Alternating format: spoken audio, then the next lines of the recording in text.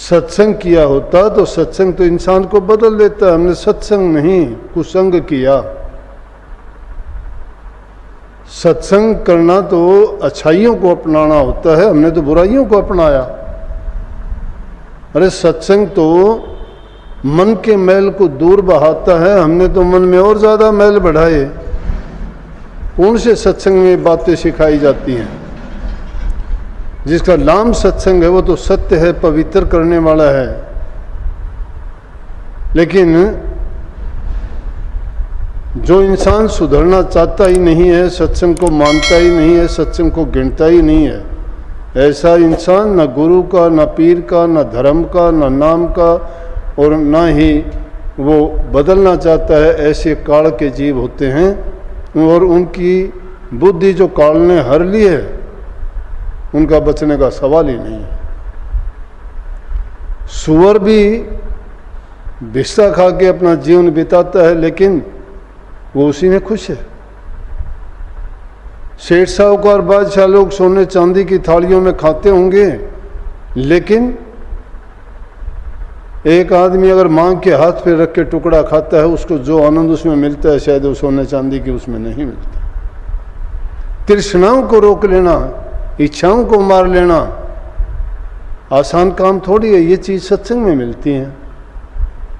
सत्संग ये सिखाता है कि तुम विश्वास दृढ़ करो अपने मन में, बुराइयों को सबसे पहले त्यागो। सत्संग में रोजाना ही तो इन बातों को कहा जाता है कि आदमी करता बुराइयां है, चाहता सत्संग है, डूबने में लगा हुआ है, तिरने के लिए छटपटाता है, कोशिश करता नहीं तो डूबेगा तिरेगा। कोशिश तिरने की करनी चाहिए, तिरने का हम प्रयास करते नहीं हैं। संतों के दरबार में जाके इंसान को वो गुण अपनाने चाहिए। संतों ने क्यों कहा? उसमें वहाँ किसी की रीस नहीं की जाती कि वो ये करता है मैं ये क्यों करूं। दरबार में अगर गए हो तो वहाँ जाके तुम ये देखो कि तुम किस दर्जे पे हो, तुम्हारे लायक काम क्या है।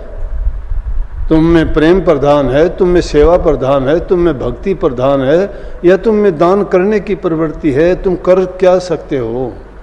जिस भी ढंग से तुम सत्संग की सेवा कर सकते हो उसमें अपना मन लगा के तो अगर करते हो तो तुम बहुत कुछ ग्रहण कर लोगे। सबको बादशाही नहीं मिलती। अब कोई किसी की रीस करे कि मैं ये नहीं वो क्यों है, ऐसे वैसे बनने का प्रयास करो ना। कहने को तो आदमी बहुत कुछ कह देता है, लेकिन करने का वक्त आता है जब इंसान से करना बड़ा मुश्किल होता है। संत बेवकूफ़ नहीं होते जो संतों की बात में भी ये अगर निकालते हैं कोई ये क्यों हुआ वो क्यों हुआ। अरे तो जिन संतों के संग वो रहे तो वो संत बेवकूफ़ थे क्या? ऐसे आदमी को क्यों रखा उन्होंने?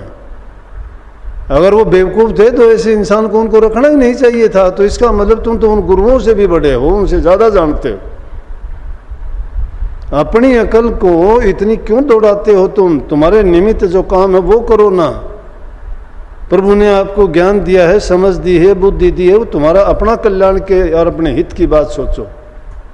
अपने हित की ना सोच के तुम दूसरे का भार, दूसरे का वजन उठाए फिरते हो। कोई निंदा करता है, कोई चुगली करता है, कोई बुराइयां करता है, कोई कुछ करता है, कोई किसी की सीआईडियां करता है। क्या काम आएंगे आपके? वो लेके डूब जाएंगे, तुम्हारा वक्त उनमें जाएगा। वक्त उनमें लगाने की बजाय तुम भक्ति में क्यों नहीं लगाते? अपने विकारों को दूर करने में क्यों नहीं लगाते? तुम साधना, अभ्यास और भजन में अपना टाइम क्यों नहीं लगाते? ये है कि सत्संग करत बहुत दिन बीते, अब तो छोड़ पुरानी बाण नहीं छूटती। क्योंकि आदत बन चुकी, खुराक जिसकी बन जाती है उसकी चाहे प्राण तो उसके निकल जाएंगे। नीम ने मीठा होएगा सींचिए गुड़ घीव से, जिसके जैसे परगे स्वभाव जाएंगे जीव से।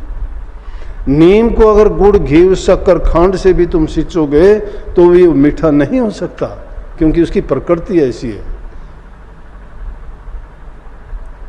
लेकिन संतों की बात बड़ी अलग। संतों ने कहा भाई ये बात नहीं है कि सत्संग से गुण उपजर कुसंग से गुण जा, कि सत्संग करते हो तो गुण उपजते हैं उसमें, लेकिन जो सत्संग को अपना लेता है, तुम शब्द गाया करते हो कि जिनने सत्संग अपना लिया वो तिर गए। जब हम सत्संग को अपनाते हैं तो हमारे विकार दूर होते हैं, हमारा मन पवित्र होता है। मन पवित्र नहीं है और मन को आदत है बुराइयों की, तब तक समझो कि वो बुराइयों की तरफ ही ले गया, नाम की तरफ नहीं जा सकता। आदमी एक वक्त में दो काम नहीं कर सकता। करे कुसंग चावे कुशल तुलसी बड़ा अफसोस। जो इंसान कुसंग करता है, इन दोषों का तो संग करते हैं, मन में तो हमने जो है झाड़ी झंखाड़ इन चीज़ों को बोल लिया है, बन बना दिया है उनका, और चाहते हैं कि उसके मन की पवित्रता हो जाए, सफाई हो जाए। कैसे हो जाएगी? यहाँ बुद्धि के घोड़े दौड़ाने की जरूरत नहीं है। ये मियाँ आप फंसी है तो रोरों को नसीहत नहीं है। अपने जीवन को लगा के देखो, जिन्होंने काम किया उनसे पूछ के देखो कि क्या बीतती है काम करने वक्त।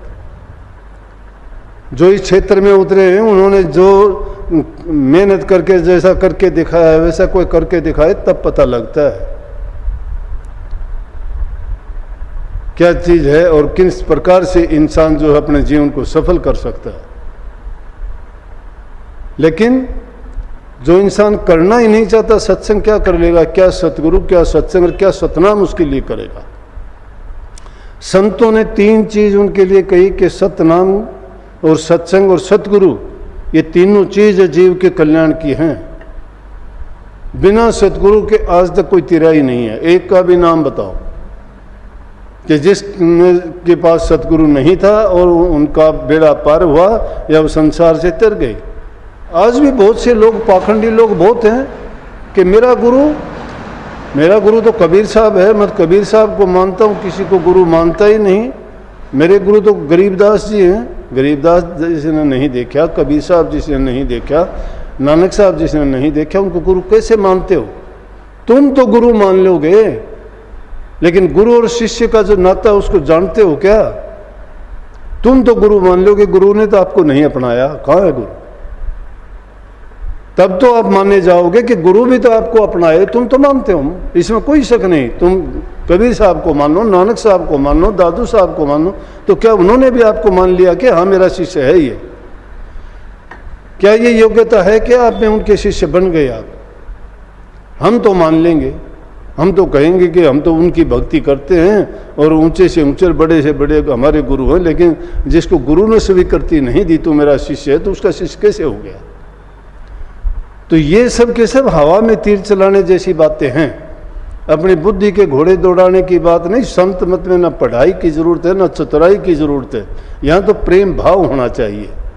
दिल की मलिनता को साफ करके, और आदमी सच्चे दिल से नाम में जो लगता है वो नाम हर चीज को पवित्र कर देने वाला है।